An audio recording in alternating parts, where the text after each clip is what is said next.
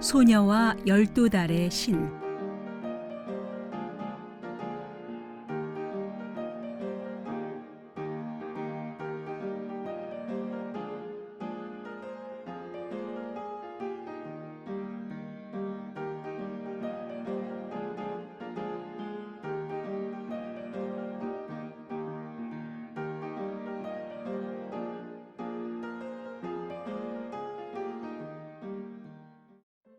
어느 한 시골 마을에 착한 소녀가 있었어.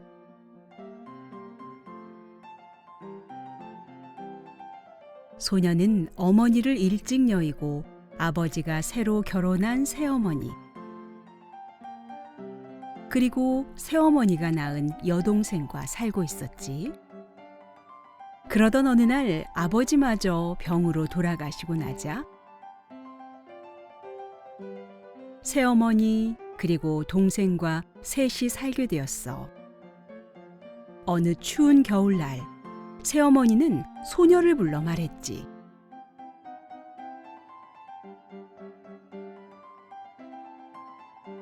예, 너 나가서 제비꽃 한 다발만 꺾어오렴. 그 추운 겨울날 꽃이 어디 있겠어.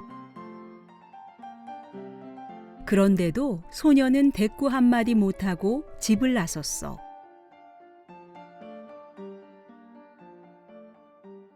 눈보라치는 숲속은 온몸이 떨리도록 시리고 추웠지.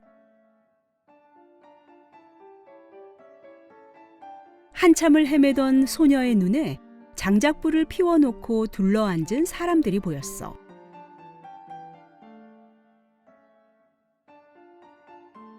장작불을 둘러싼 사람들은 모두 12명이었는데 사실 이 사람들은 1월부터 12월까지 12달의 일을 맡아보는 신이었지. 어른 몸이라도 녹이려는 소녀가 다가오자 한 사람이 물었어.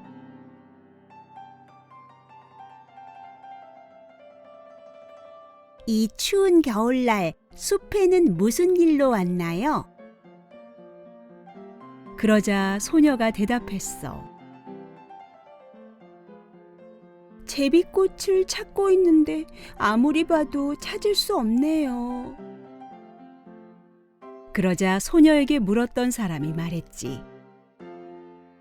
3월의 신아, 내가 제비꽃을 피게 해주렴. 3월의 신이라는 사람이 일어나더니 가지고 있던 지팡이로 땅을 두드렸어. 그랬더니 신기하게도 쌓인 눈이 순식간에 녹고 푸릇푸릇한 풀들이 돋아났지. 그러더니 풀 사이로 제비꽃이 활짝 피어나는 거야. 자, 얼른 가지고 가렴. 소녀는 제비꽃을 한 다발 만들어서 집으로 가지고 갔어. 새어머니와 동생은 속으로 놀랐어. 하지만 새어머니는 다시 소녀에게 말했지.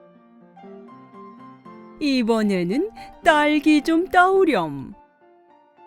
소녀는 커다란 바구니를 이고 다시 숲속을 헤매었어.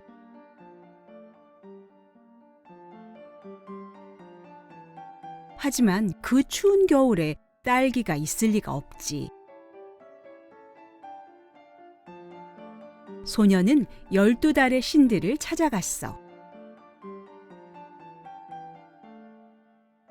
저 딸기를 어떻게 구할 수 있을까요? 그거라면 이 6월의 신이 해결해 줄게. 3월의 신이 그랬던 것처럼 6월의 신은 신기한 지팡이를 휘둘러 어른 땅 위에 딸기가 주렁주렁 자라게 해주었지.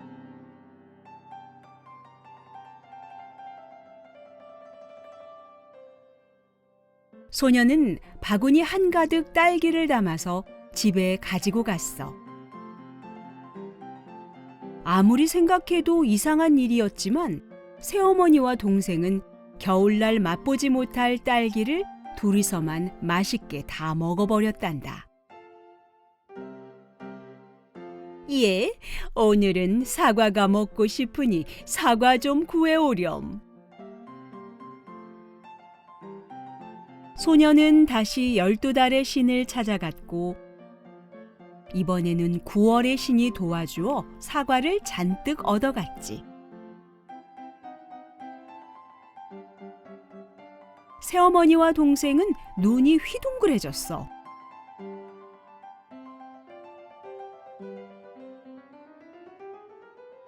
우리가 직접 가서 딸기랑 사과랑 더 잔뜩 구해오자꾸나.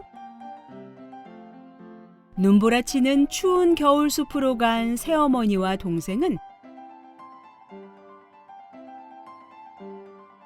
그렇게 나선 이후 다시 집으로 돌아오지 못했단다. 제비꽃은 부르는 이름이 아주 많다고. 이야기 속의 새어머니가 소녀에게 한겨울에 꺾어오라고 한 제비꽃은 어떤 꽃일까?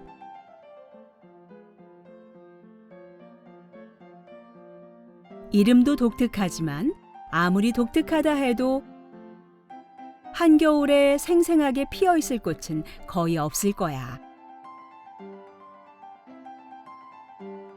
봄을 부르는 3월의 신이 나서서 꽃을 피운 것처럼 제비꽃은 봄에 짙은 보라색으로 피어나지. 제비꽃은 산과 들, 햇볕이 잘 드는 길가에 자라나는 여러 해살이 풀이야.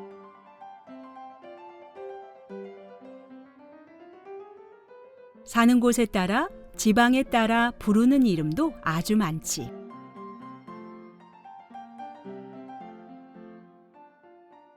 제비꽃은 줄기가 없고 뿌리에서 긴 자루가 있는 잎이 사방으로 나.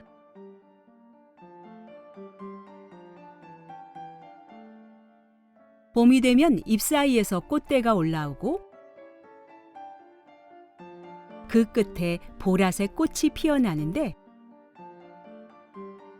종류에 따라 흰색, 노란색, 분홍색 꽃으로 피어나.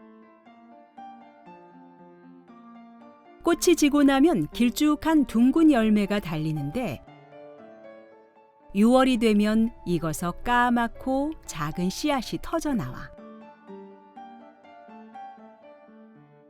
제비꽃은 강남 갔던 제비가 돌아오는 봄 무렵에 피는 꽃이라고 해서 제비꽃이라고 부른대. 또 흔히 제비꽃을 오랑캐꽃이라고도 하는데 꽃 뒤에 길게 나온 부리가 옛날 만주에 살던 오랑캐의 머리채와 닮았다고 해서 오랑캐꽃으로 불렀다고 해.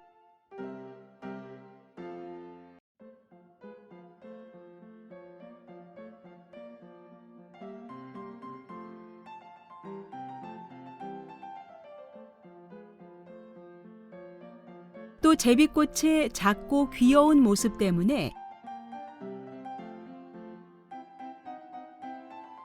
병아리꽃, 안진뱅이 꽃이라고도 부른단다. 그 밖에도 장수꽃, 씨름꽃, 가락지꽃 등 부르는 이름이 아주 많아. 제비꽃은 우리나라와 중국, 일본, 시베리아 등의 분포에 있는데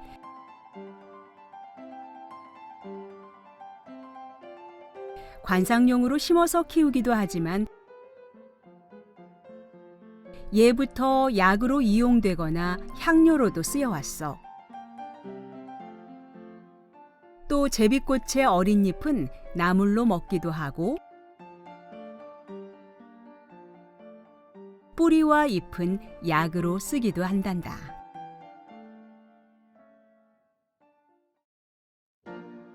줄기가 없이 뿌리에서 잎이 나는 뿌리잎 식물은 앞에서 살펴본 제비꽃은 줄기가 없고 뿌리에서 길게 난 잎이 사방으로 퍼진다고 했지. 식물 중에는 이렇게 뿌리나 땅속 줄기에서 땅 위로 돋아나온 뿌리잎 식물들이 있어. 민들레나 질경이는 줄기가 아주 짧고 잎이 뿌리에서 모여 나와서 지면에 붙어 땅 위에 사방으로 뻗는 뿌리잎 식물로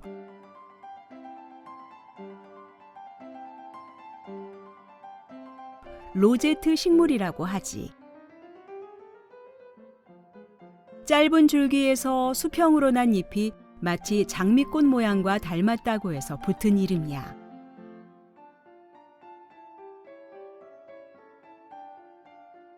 로제트 식물은 땅 가까이 딱 붙어서 땅의 온기를 받을 수 있기 때문에 추운 겨울에도 잎이 죽지 않은 채 살아남는 것을 많이 볼 수 있어. 그래서 가을쯤 싹이 나서 겨울을 무사히 보내고 봄에 꽃을 피우지. 한편 제비꽃처럼 뿌리에서 잎이 곧게 자라나는 식물들이 있는데 백합이나 난초, 붓꽃류가 그런 식물들이야. 붓꽃은 산기슭과 골짜기에서 자라는 여러 해 살이 풀인데 보라색 꽃봉오리가 마치 먹물을 머금고 있는 붓과 같이 생겼다고 해서 붓꽃이라고 불러.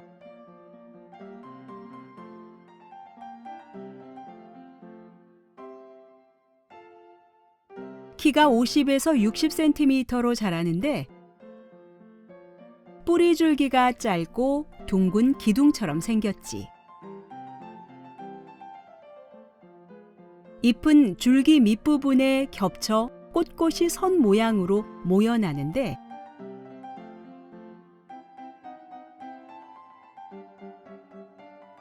가늘고 끝이 뾰족해. 봄에서 초여름쯤 줄기 끝에서 붓처럼 생긴 보라색 꽃봉오리가 올라오고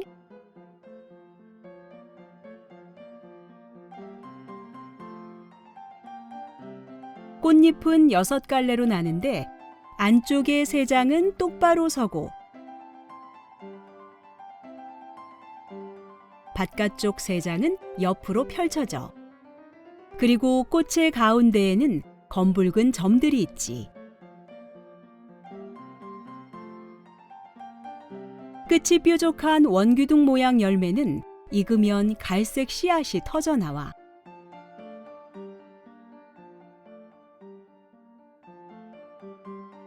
붓꽃의 뿌리 줄기는 피부병에 효과가 있다고 해서 약으로 쓰기도 한단다.